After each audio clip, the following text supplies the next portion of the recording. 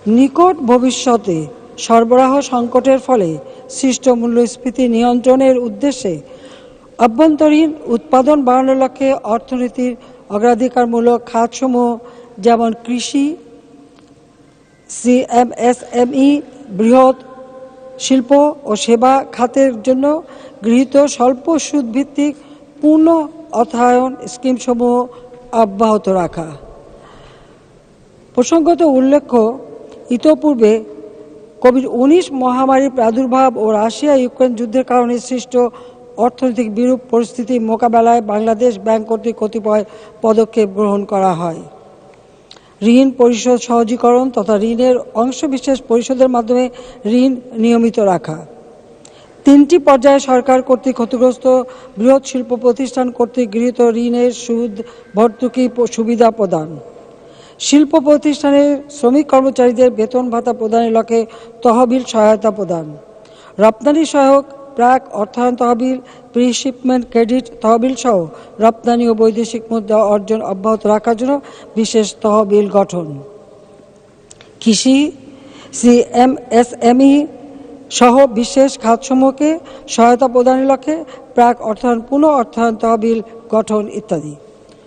উল্লিখিত সহায়তাসমূহের অনেকগুলো অদ্যাবধি চলমান রয়েছে। এর ফলে রপ্তানি ও উৎপাদনমুখী শিল্প প্রতিষ্ঠান সহ দেশের ব্যবসা বাণিজ্য পূর্বের তুলনায় ঘাত সহনশীল হয়েছে।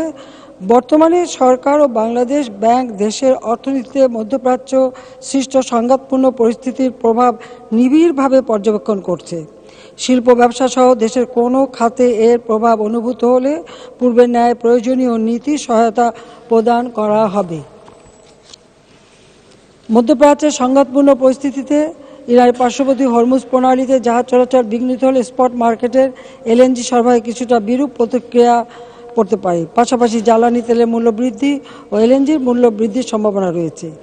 এ পরিপ্রেক্ষিতে দীর্ঘমেয়াদী চুক্তির আওতায় কাতারের প্রতিষ্ঠান হতে কাঙ্ক্ষিত পরিমাণ এলএনজি কার্গো আমদানি সম্ভব না হলে দীর্ঘমেয়াদী চুক্তির আওতায়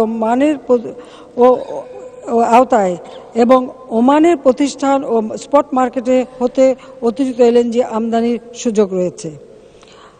দেশের গরিব ও নিম্ন আয়ের মানুষের জীবন যাত্রাকে স্বাভাবিক ও সচল রাখার জন্য সরকার দেশের সরকারি খাদ্যগুদামে আপদকালীন মজুদ গড়ে তোলার লক্ষ্যে ইতিমধ্যে অভ্যন্তরীণ ও বৈদেশিক উৎস থেকে পর্যাপ্ত পরিমাণ চাল গম সংগ্রহের কর্মসূচি গ্রহণ করেছে।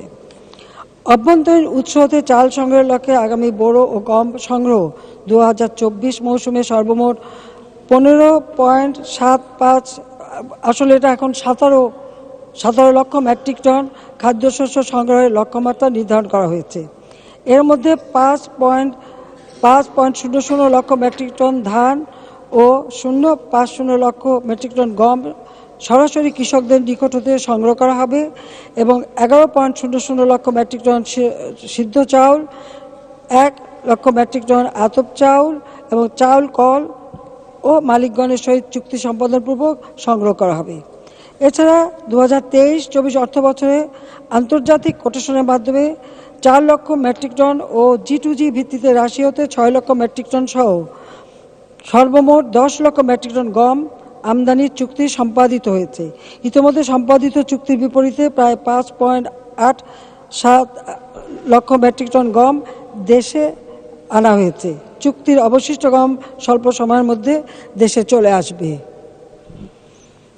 মধ্যপ্রাচ্যে বর্তমানে একটি সংঘাতপূর্ণ পরিস্থিতির প্রভাব চলমান বৈশ্বিক সংকটের মাঝেও আমাদের অর্থনীতিতে তথা public food distribution system PFDS এর বিভিন্ন খাতসমূহে সংশ্লিষ্ট দপ্তর অথবা বাহিনী বা সংস্থা প্রকল্পের চাহিদা অনুযায়ী যথাসময়ে প্রয়োজনীয় পরিমাণ খাদ্যশস্য সরবরাহ অব্যাহত রাখা যায় সে লক্ষ্যে সরকারি খাদ্যগুদামসমূহে পর্যাপ্ত পরিমাণ খাদ্যশস্য মজুদ রাখার বিষয়ে ব্যবস্থা গ্রহণ করা হয়েছে।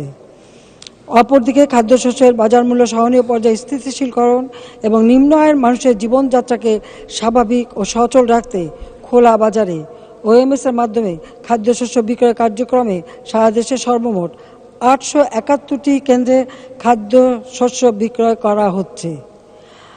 এছাড়াও সাধারণ OMS-এর পাশাপাশি TCB-র মাধ্যমে OMS খাতে সারা দেশে TCB কার্ডধারী 1 কোটি পরিবারের মাঝে চাল বিতরণ করা হচ্ছে।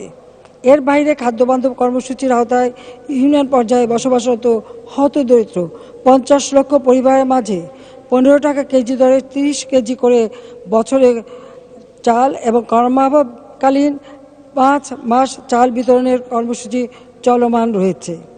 মধ্যপ্রাচ্যের যে কোনো সংঘাত বা সংঘাতের খবর জ্বালানি তেলের বাজারকে প্রভাবিত করে, ফলে পণ্যের জাহাজ ভাড়া বৃদ্ধি পায়, যা সার্বিকভাবে আমদানি ব্যয়ের উপর চাপ সৃষ্টি করে। অন্যান্য পণ্যের ন্যায় সার আমদানি ব্যয়েও এর প্রভাব পড়তে পারে। বিশেষ করে সারের ক্ষেত্রে বিকল্প উৎস হিসেবে চীন, মরক্কো, তিউনিসিয়া, কানাডা, রাশিয়া ইত্যাদি দেশের সাথে বিদ্যমান সম্পর্ক আরও জোরদার করা হবে, ফলে এই সমস্যা হতে উত্তরণ অনেকাংশে সম্ভব হবে। বাংলাদেশ সরকার বিদেশস্থ বাংলাদেশ মিশনসমূহ এবং বাংলাদেশস্থ বিদেশি মিশনসমূহের মাধ্যমে উদ্ভূত পরিস্থিতি সম্পর্কে নিয়মিত খবরাখবর সংগ্রহ করে যাচ্ছে। বাংলাদেশ সরকার পররাষ্ট্র মন্ত্রণালয়ের মাধ্যমে বিদেশস্থ বাংলাদেশ মিশনসমূহের সাথে নিয়মিত নিবিড় যোগাযোগ অব্যাহত রেখেছে এবং প্রয়োজনীয় দিক নির্দেশনা প্রদান করছে, যেন উদ্ভূত সংকট কেটে যায় এবং বাংলাদেশের জনশক্তি রপ্তানি সহ বাণিজ্য বিনিয়োগ চলমান পরিস্থিতির ফলে প্রভাবিত না হয়। মধ্যপ্রাচ্যে চলমান সংকট আরও ঘনীভূত দীর্ঘায়িত হলে তা বাংলাদেশের উপর অর্থনৈতিক প্রভাব ফেলতে পারে বিধায় সরকার এ বিষয়ে প্রয়োজনীয় ব্যবস্থা গ্রহণ করবে।